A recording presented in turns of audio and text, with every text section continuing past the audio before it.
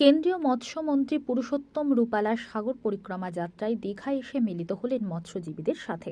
সারা ভারতবর্ষ জুড়ে বিভিন্ন রাজ্যের মৎস্যজীবীদের সাথে কথা বলে তাদের বিভিন্ন সমস্যার কথা জানাচ্ছেন তিনি। দীর্ঘ কয়েক মাস ধরে এই যাত্রায় উড়িষ্যা রাজ্যের পর পশ্চিমবঙ্গের দীঘা দিয়েই এই যাত্রা শুরু হলো। দীঘা মোহনায় Digha fisherman and fish traders অ্যাসোসিয়েশনের উদ্যোগে অনুষ্ঠানে উপস্থিত হন মৎস্যমন্ত্রী পুরুষোত্তম রূপালা। वेस्ट बंगाल का तरफ फिशरी मिनिस्टर तो आए हुए दिखले हैं, बीच में क्या चल रहा है फिशरमैन का ज़्यादा अभियोग है। वेस्ट बंगाल का जो गवर्नमेंट का पॉलिसी है उन्हें फैसिलिटी नहीं मिल रहा है, ये बताए क्या बोलेंगे इसके लिए? देखो, सागर परिक्रमा के 12वें चरण में और अंतिम चरण में मेरा सौभाग्य रहा है कि मैं उड़ीसा से यात्रा को आगे लेते हुए वेस्ट बंगाल की पावन धरती पर पहुंच चुका हूं। आज मेरा ये मछुआरे समाज से बंगाल की धरती पर पहला इंटरेक्शन का कार्यक्रम हुआ। मुझे बताते हुए हर्ष हो रहा है कि यहाँ का बहुत ही पुरानी संस्था फिशरीज एसोसिएशन, ट्रेडर्स एसोसिएशन और फिशरमैन एसोसिएशन, जो बहुत पुरानी यहाँ वेस्ट बंगाल की संस्था है और पूरे देश को भी वो कवर करती है, इसने हमारी यजमानी की। उनके तत्वावधान में यहाँ सभी लोगों को मिलना हुआ। उन लोगों ने अपने बारे में, फिशरमैनों के बारे में बिंदु हमारे सामने रखे हैं। हमने इनके साथ इंटरेक्शन किया, उनको सुना और उसको हमारी ओर से भारत सरकार की योजनाओं के बारे में जानकारी दी।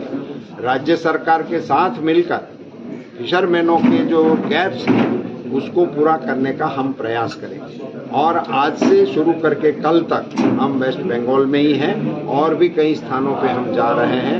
गंगा सागर के दर्शन करने का भी इस बीच में हम मौका लेने वाले हैं और इस कार्यक्रम को अंतिम स्वरूप देते हुए सागर परिक्रमा को हम समापन भी करेंगे। में जो फिशरमैन है वो बताए क्या जो फैसिलिटी नहीं मिल रहा है? अभी मुझे यहाँ हमारे यहाँ एसोसिएशन के एक पदाधिकारी ने ये इश्यू हमारे सामने रखा है कि लीन पीरियड में यहाँ के मछुआरों को उनके जो मिलना चाहिए सब्सिडी सहायता वो नहीं मिल रही है।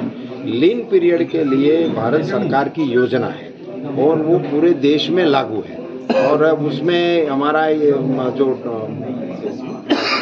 उसकी क्या है प्रोसीजर है वो सारे देश में लागू है। यहाँ लागू है या नहीं है वो भी मैं जानकारी स्टेट के साथ लूंगा और आगे इसको लागू कराने का हम प्रयास करेंगे। और एक क्वेश्चन है, जो भाना में जो बोट आती है वो ड्रेजिंग नहीं होना के लिए 5 महीना में वो यार में वो ट्रोलर में निकल लेते हैं, टूटता है, इसके लिए ड्रेजिंग करने पड़ेगा। शुरू हुआ ये इश्यू इसलिए है कि ये जो हम जहाँ खड़े हैं या तो बंगाल में गंगा माता समुद्र को मिलती है, इसीलिए इनकी कई धाराएं समुद्र की ओर जा रही हैं और वहीं सभी जगह पे ये कांप का जमा होना हो जाता है। इसलिए नदी और समुद्र जहाँ मिलते हैं वहाँ होड़ी को चलाने में दिक्कत आ रही है, तो उसको नियमित रूप से ड्रेजिंग कराना चाहिए ताकि फिशरमैनों को सहूलियत मिले। पर्टिकुलर यहाँ किसी भी जगह का ये जो होगा तो इसका हम कॉग्निजेंस लेंगे और ड्रेजिंग शुरू करवाएंगे। मत्स्यजीवी का इशू है, डीजल इशू बता रहे थे सर, उसके लिए क्या करेंगे? डीजल इशू ये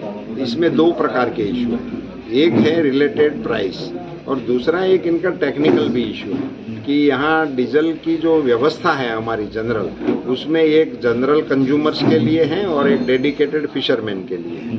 अभी ये दोनों को एक समान कर दिए है, उसमें भी उनकी आपत्ति नहीं है, मगर उनकी एक आपत्ति ये है कि जो जनरल कंज्यूमर के पंप हैं उनको कंपनियों की ओर से कमीशन मिलता है और ये डेडिकेटेड पंप वाले जो हैं उनको कमीशन नहीं मिलता है, तो वो उनके लिए वायबल नहीं रहता है। इस इश्यू को हम टेकअप करेंगे।